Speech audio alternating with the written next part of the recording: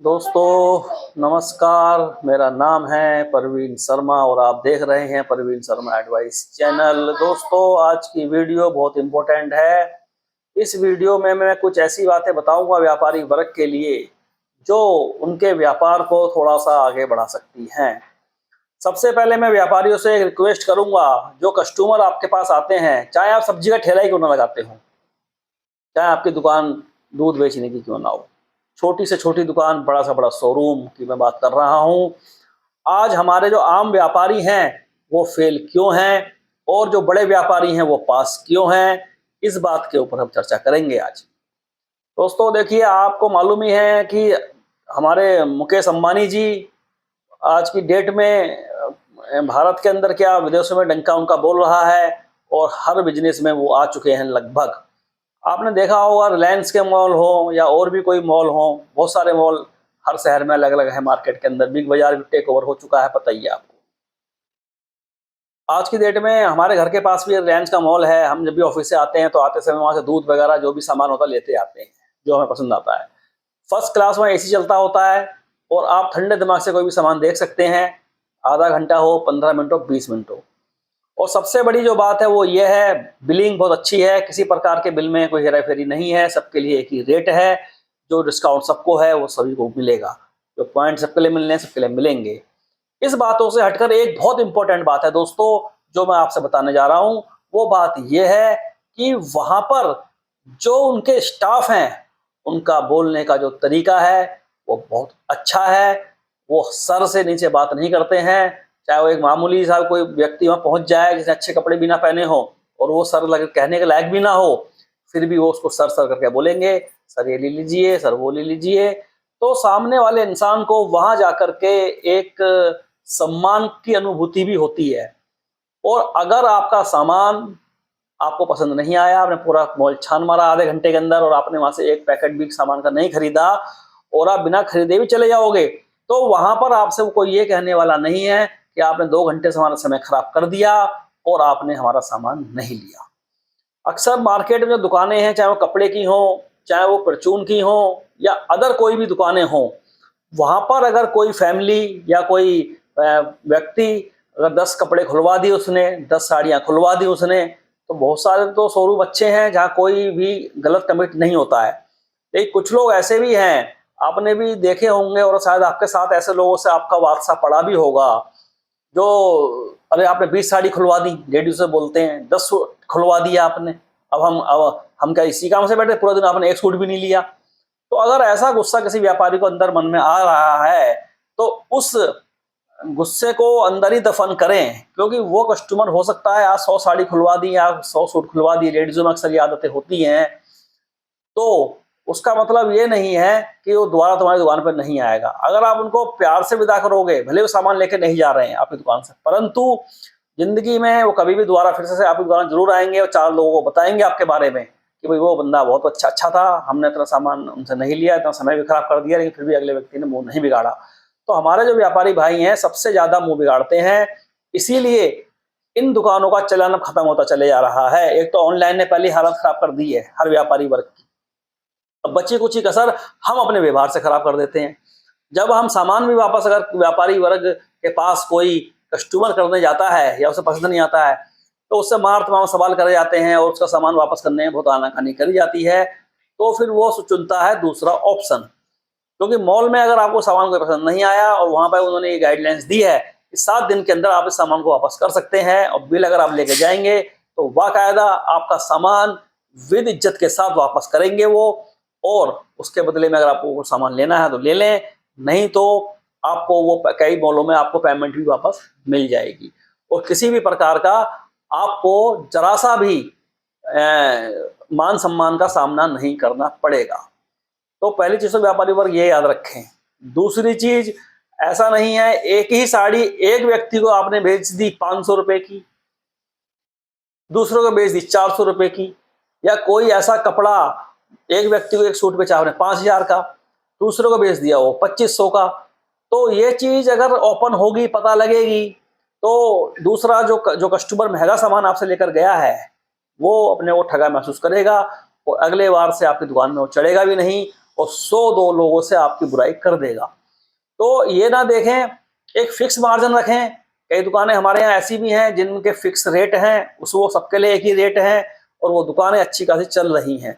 तो मॉल में क्या है, हर चीज़ के मॉल खुल चुके हैं, पता ही है आपको। कपड़ा लेना हो, बर्तन लेने हो, सूट लेने हो, साड़ी लेनी हो, मतलब कोई भी ऐसी चीज़ नहीं है जो कि मॉल के अंदर नहीं मिल रही है। और वहाँ एम्प्लॉय भी घूम रहे हैं और एक आध परसेंट की तो मैं बात नहीं करता, 99% वो एम्प्लॉय, उनको बहुत ट्रेनिंग दी गई है, कस्टमर को कैसे डील करना है, उनसे कैसे बात करनी है। तुरंत सुविधा मिलेगी आपको और आप अपने खुले दिमाग से वहाँ घूम सकते हैं, खुले दिमाग से आप सामान ले सकते हैं। मैं इन मॉलों की तारीफ नहीं कर रहा हूँ, मैं चिंता कर रहा हूँ उन दुकानदारों की, उन व्यापारी वर्गों की जो हमारे भाई हैं, जो अपना व्यापार नहीं चला पा रहे हैं। तो मुझे इन कोई ऐसा नहीं है मैं चाह रहा हूँ कि मॉल चलें, मैं नहीं चाह रहा हूँ कि मॉल चलें, लिमिट में चलें, लेकिन जो हजारों करोड़ों की संख्या में पूरे देश के अंदर दुकानें हैं जो किराए में लेके काम कर रहे हैं, उन दुकानों को भी हमें चलाना है। उनको चलाने के लिए हमको बदलनी पड़ेगी अपनी सोच, अपने विचार और अपने बिजनेस करने के तरीके को हमको बदलना पड़ेगा। हमारा काम भी ट्रांसपोर्ट लाइन का है। कई बार कस्टमर इतने कम रेट लगाते हैं, हमारी गाड़ी वहाँ चल नहीं जानी है, हमने उससे भाड़ा मांग लिया 1,00,000 रुपये, अरे इतने में कहा 88,000 का रेट है। आती है गुस्सा, मगर सुन के शांत बैठ जाते हैं। मार्केट डाउन होती तो सस्ते में बेचते भेजते भी हैं। तो दोस्तों, कस्टमर का अधिकार है, वो कम पैसे लगा सकता है आपके लिए, वो भाड़े, हमारे भाड़े के लिए कम कह सकता है। हो सकता है आपके 5,000 के किसी सूट के या किसी भी वस्तु के वो 3,000 लगा दे। अरे 3 लगाई तो दी उसने, आपने ले क्या लिया, मत दो सामान ले। कई लोग उसी बात पे लड़ जाते हैं कस्टमर से, अरे 3 का दिख रहा तो ये बोलने की ये नहीं वो नहीं। तो इसीलिए चाहे आप शूज लेने जाएं, कुछ भी लेने जाएं, इसलिए लोग अब रास्ता अपना रहे हैं ऑनलाइन का। अब आप देखिए ना, एलसीडी हो, टीवी लगाना हो, आपको महंगा से महंगा मोबाइल फोन लेना हो, कुछ भी लेना हो। अभी मैंने एक एलसीडी हमारे घर में भी लगाया नीचे, हाँ, ऑनलाइन मंगा लिया मेरे भाई ने, छोटे वाले ने, वॉटसन पता नहीं कौन सी कंपनी का है वो एलसीडी 6 महीने चलने के बाद खराब हो गया दोस्तों। उसके अंदर आगे से स्क्रैचेस आने लगे। ये रियल की कहानी है, मेरे घर की कहानी है, जो खराब हुआ हमारा एलसीडी। हमने बाकायदा कंप्लेंट डाली, तो मैं उनकी तारीफ करूंगा, बहुत अच्छा रिस्पॉन्स मिला। उन्होंने 2 महीने के अंदर ही अंदर हमारा पुराना एलसीडी उतार के ले गए और उसी कंपनी का सेम एलसीडी, बिल्कुल न्यू एलसीडी पैक सील्ड, लाके हमारे घर पर लगा गए। तो ऐसा नहीं है कि वो लोग सुविधा, और सॉरी भी बोलकर गए कि सर आपको ये जो खेद हुआ, ये दिक्कत हुई, इसके लिए हम क्षमा प्रार्थी हैं। और हमारे मार्केट के दुकानदार, उनसे आपको टीवी फ्रिज ले आओ, कभी भी वो आपको सॉरी बोलना दूर रहा, 10 चक्कर कटवा देंगे वापस करने के लिए उसको। तो ये सोच आपको बदलनी पड़ेगी अपना व्यापार अगर चलाना है तो। नहीं तो बैठे बैठे दुकानों में रोते रहोगे।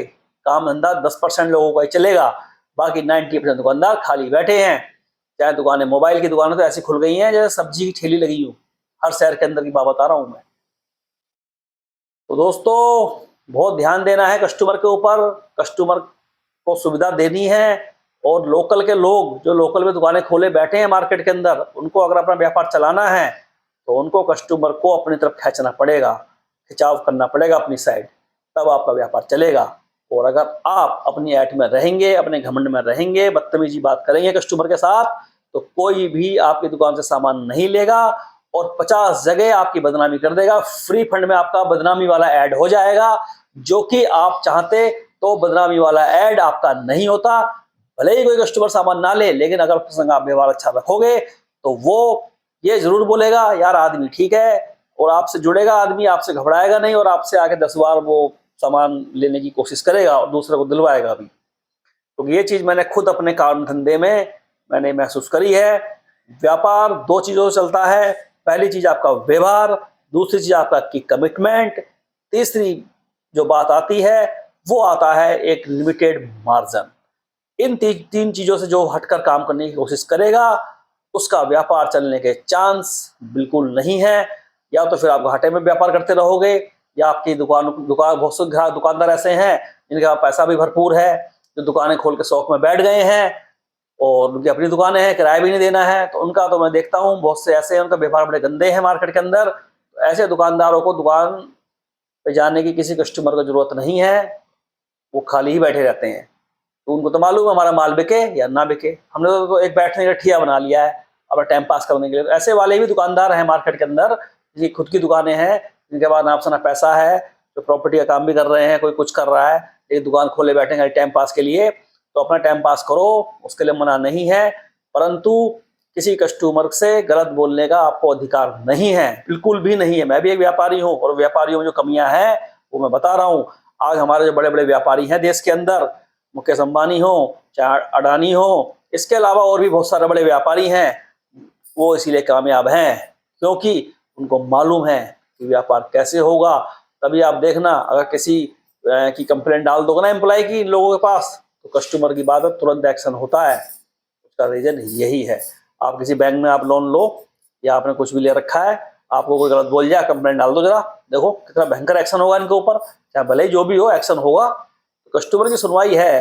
अब ये लोकल के दुकानदार हैं, लोकल के बंदे हैं, अब ये लोग कस्टमर को समझते नहीं है। अब इनकी मेल कहाँ डालोगे, ये तो खुद ही मालिक है, इनकी शिकायत कैंसिल करोगे? तो इस सोच को बदलना पड़ेगा आप लोगों को मेरे व्यापारी भाइयों, और तभी आपकी परेशानियां हल होंगी, तभी आप बैंकों की ईएमआई चुका पाओगे, तभी आप अपने शौक पूरे कर पाओगे। क्योंकि ग्राहक भगवान के समान होता है, ग्राहक नहीं है तो आपके व्यापार का कोई मतलब नहीं बनता है।